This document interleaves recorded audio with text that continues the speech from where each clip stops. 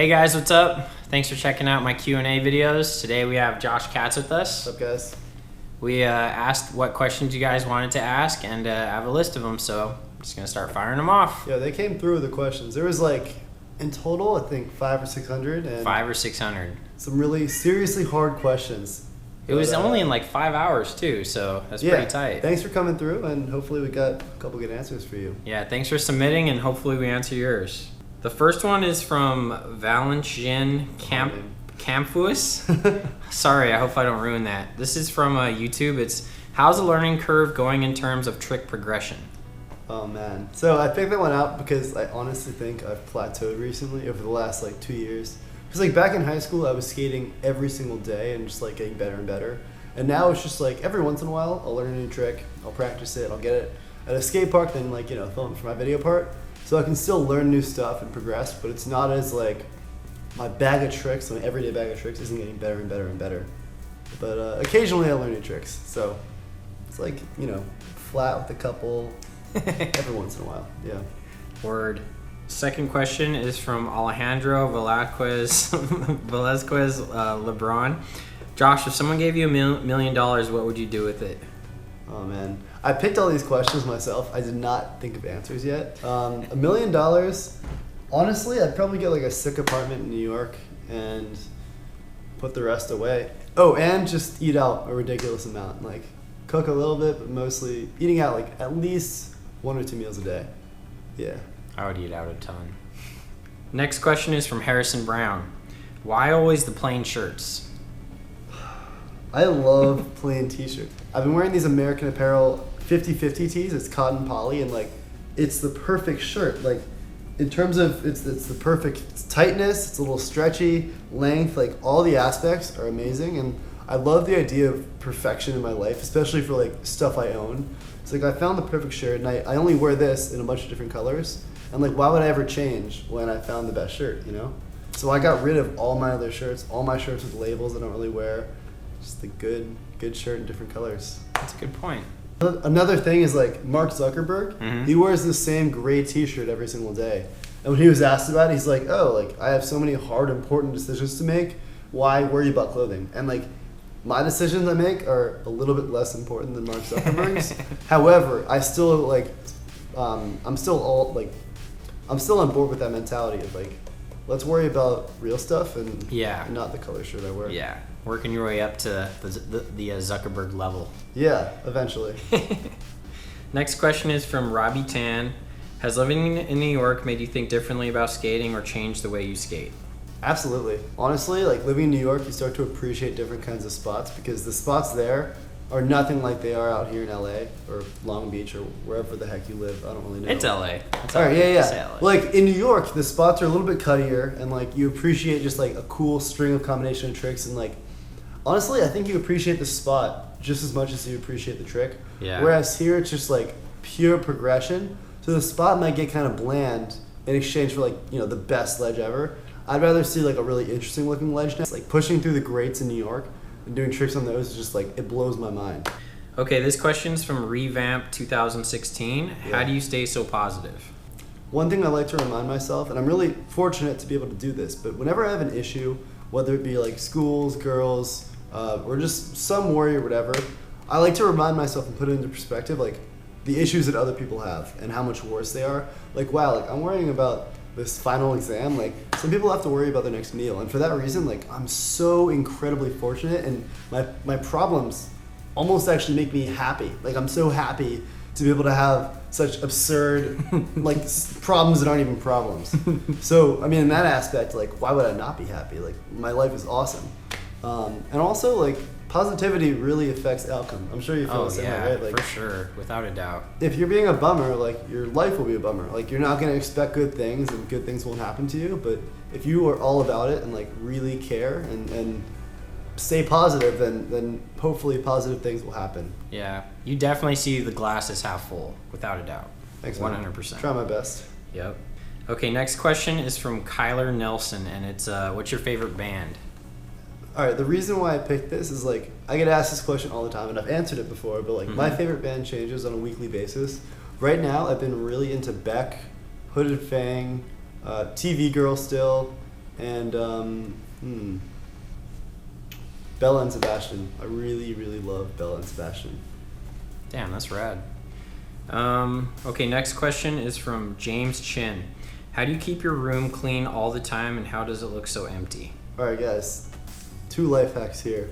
1, if you clean your room every single day, make your bed in the morning and do any sort of pick up your clothes, it's like 2 minutes of cleaning every day versus if you wait, it becomes like 30 minutes every week. So if you always clean your room, you'll spend less time cleaning your room than if you wait and let it build up. So there's number 1. And number 2, you gotta just get rid of stuff. This isn't really a life hack as much as it is like my own philosophy of and you were telling me this too, you hate clutter. I hate clutter. I do too. When you get something, you have to ask all right, this is cool, but do I really want it? Will I use it again, or is it just gonna go sit around in my room forever and ever? Yeah. So with that, any little knickknacks, or the worst is boxes. People get a cool package, I'm sure I'll reuse this.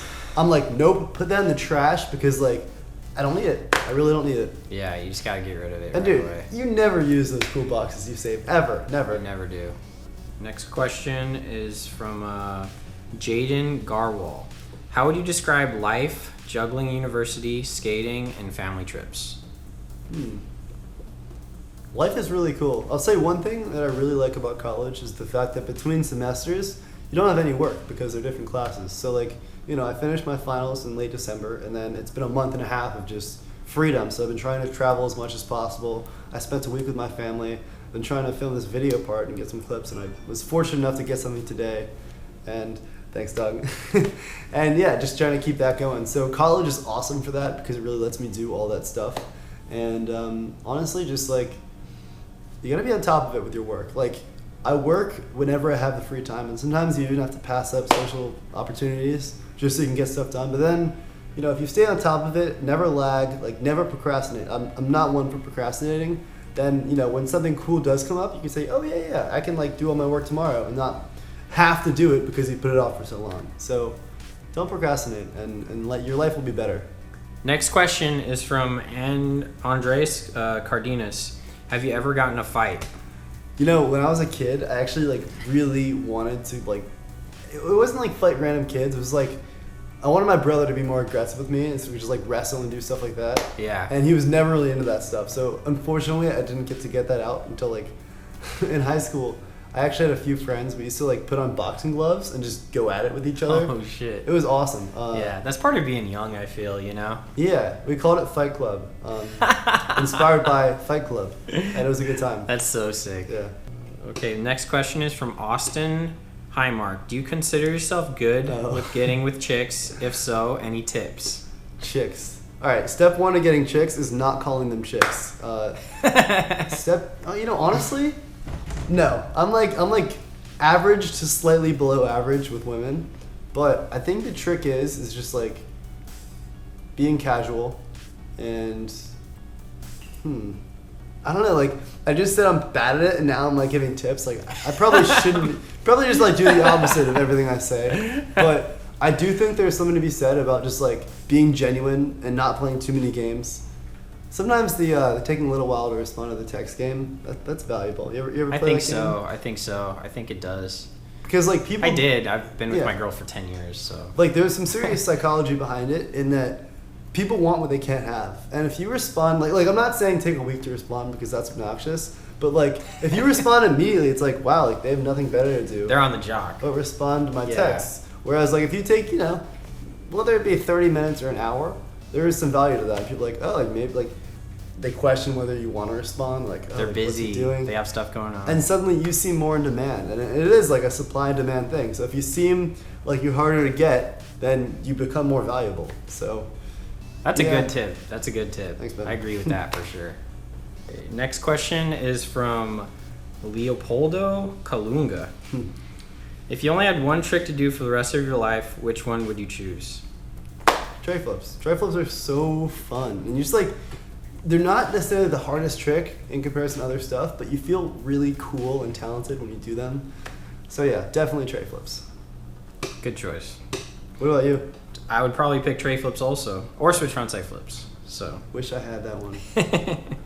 All right. This is a million-part question, but I really liked Just tell me There's the which one. uncanny ability of today's skateboarders.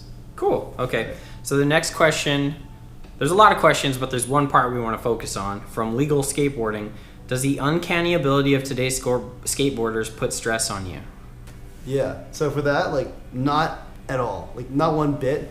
I actually love it because, first of all, it's incredibly entertaining to watch. And I don't group myself in with, like, trying to make it in skateboarding and competing in terms of talent because, you know, I'm nowhere near that level. Like, I'm really just, like, I'm in it to have fun and, like, do the stuff I want to do.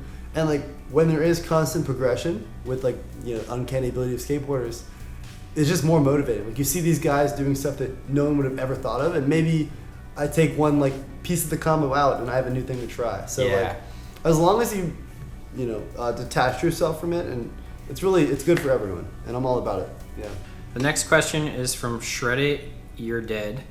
Are you aware that corporations don't belong in skateboarding, since they are the reason why we have to say support your local?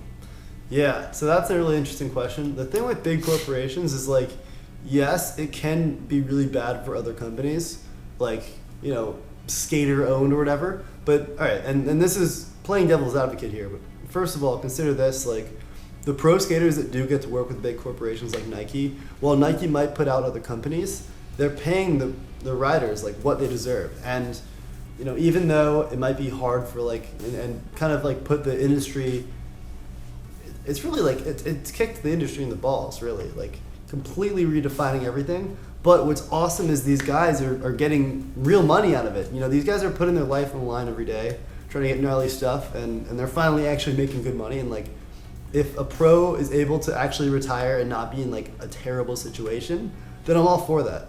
And then second of all, like, it is business. And, like, even though some companies might be, like, skater owned and, like, started by some guy, they're all just trying to make money. So, you know, that's competition for you, honestly. And, like, I think with big business and big competition, you're just gonna get better products and cheaper stuff too. So with that, like, the consumer definitely benefits. So I'm all for it, I guess. Well, no. I'm all for it with a little bit of hesitance, just because they are sort of poaching team riders, and that can be kind of intense.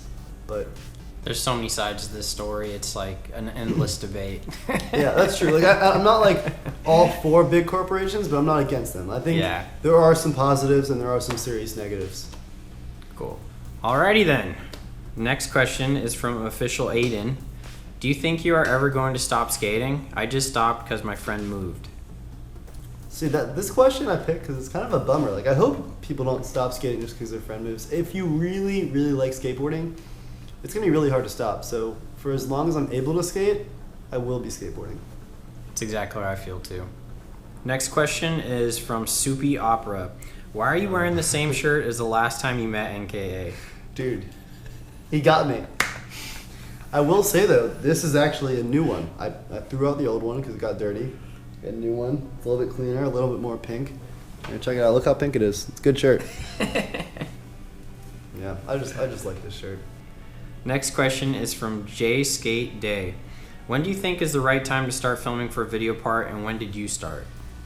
All right, so this is interesting just because I've heard people say, like, oh, this guy's not good enough to film a video yet. Yeah. But honestly, I think a video part's really awesome to film just for yourself, because it is like a catalog of your skateboarding ability at a certain period of your life.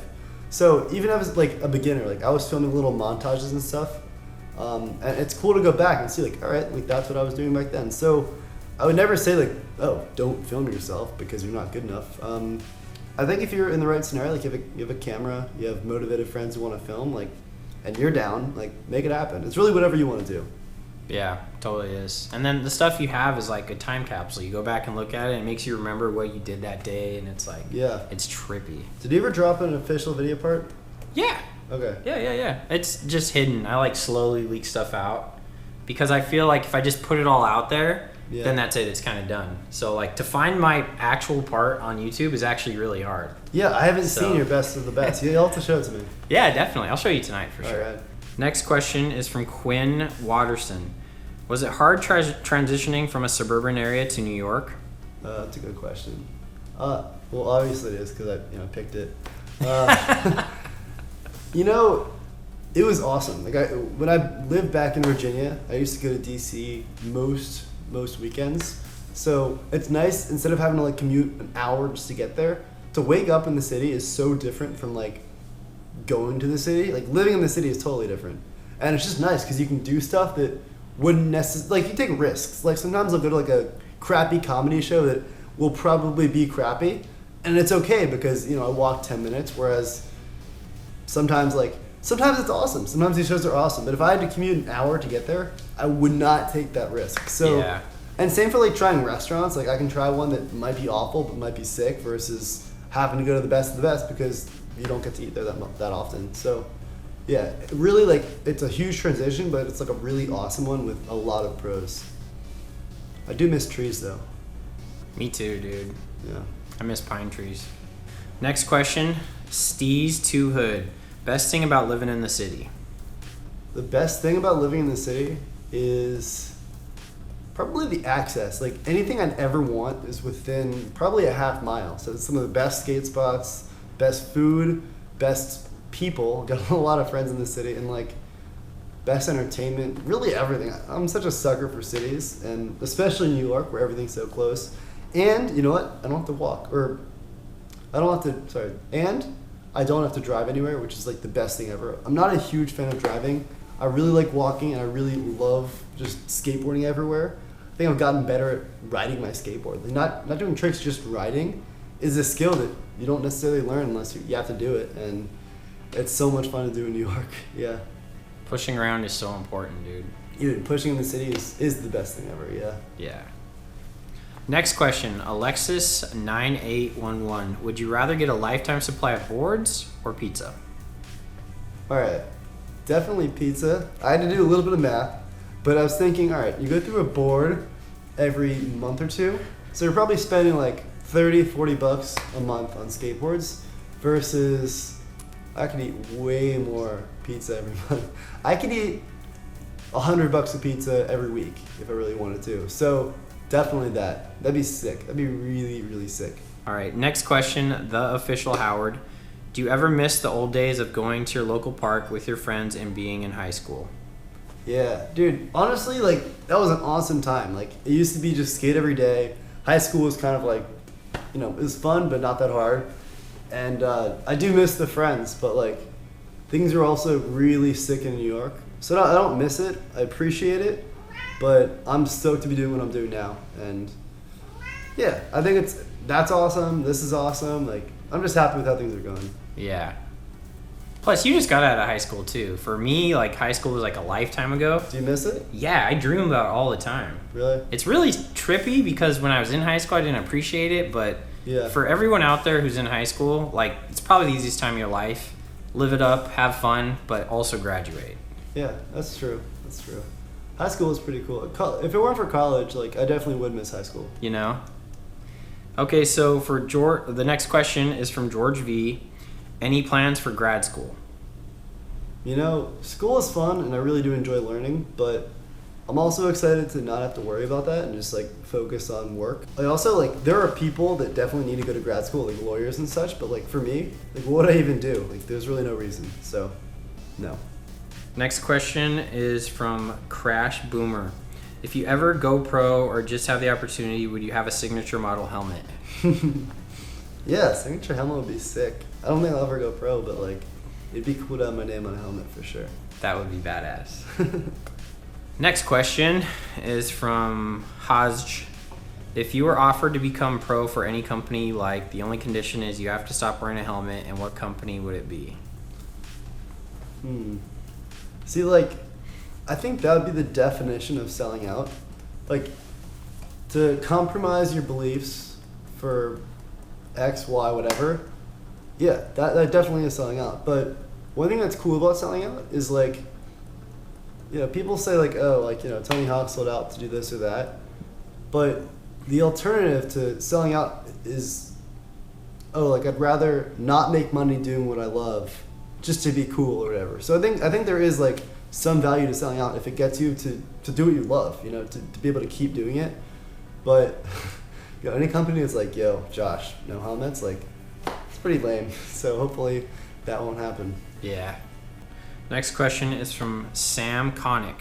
What's it like growing from making YouTube videos as a child to your position today? Dude, it's been awesome. I mean, when I started making videos, like, there were no grand intentions. It really was just like, oh yeah, this could be cool. Internet platform, like, sure, let's see what happens. And now, like, you know, more and more brands are noticing me, and like, I'm getting to work with them, and that's been sick. And it's now seeming more and more like a prospect for a career versus, you know, getting a normal job after college, which is really exciting because, you know, like, this is working right now. I'm just hanging out. Like, that's sick. It's pretty trippy, actually, you know? Like, dude, we're really fortunate, I gotta say. Dude, we are, straight up. Next question is from Josh Navarrete. Favorite rail trick? Feebles. I really like feeble grinds. And also, I learned my first no comply 270 lip, would you say? Yeah. Honestly, like, there's a huge distinction between doing a trick and learning it, and I'm far from learning it, but I did it once, and I'm cool with that. It was tight. All right, next question is from Adam Scara. What's your favorite fruit? Mangoes. Easy question. Next question. Word. Next question is from Dante Gales. How's your day going? Dude, my day's been great. I picked this question, honestly, so I could brag about the fact that I got a clip from my video part today. I had like a list of like 6 or 7 manuals that I really wanted to do, and I just got the last one off of it, so I'm stoked. And now I don't have to manual over again, which is cool. Word, dude. No more manuals, yeah. Till next video part. Exactly. But thanks a lot for checking out the Q&A, guys, and thanks. Broken Dude, record. So thanks for having me, man. Yeah, and definitely. thanks for dealing with my rambling for the last 30 minutes. Oh, Hope it's you all enjoy good. editing all this garbage. It's easy. But hell yeah, man. Good Sick, shit. man. Thanks for having me. Word. Question number 1. It's from Victor Preciado. He's one of my friends. He's an intern for me. He comes out and films. And yeah, his question is, what was NK doing before he ever got into skating and filming?